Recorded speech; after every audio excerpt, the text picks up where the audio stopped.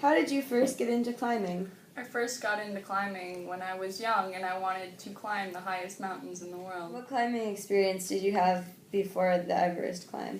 Before the Everest climbed, I climbed the other 6 summits of the Himalayas, including Mount McKinley. What motivated you to take on the task of reaching the summit of Everest? My motivation was being the first woman on the 7 summits. What tribulations did you face on the descent?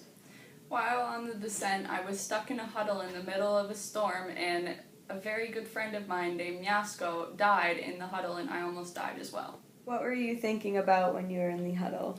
In the bitter frost of the huddle, I was thinking about my family and my children and the fact that I did not want to die, which I constantly repeated. After the trip, how did you feel about those that died? I felt very horrible about Yasko, and all I could think about was her family and how much they would miss her and how I should have been the one that probably died.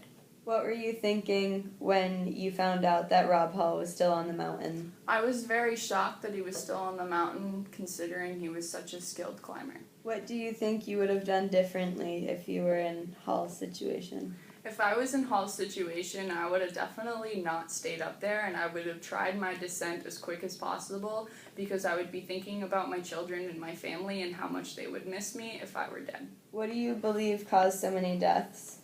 I believe that the conditions of the mountain and the way that we were unprepared and how we didn't listen to our precautions that we were given was probably the reason so many deaths happened. If you could describe the expedition in just one sentence, what would you say? People made mistakes and they paid the price. What advice do you have for future Everest climbers? My advice for future Everest climbers is to watch the weather, get to know the people you're with, and trust them. Also, do not forget about your oxygen. Oxygen is very important to your climb.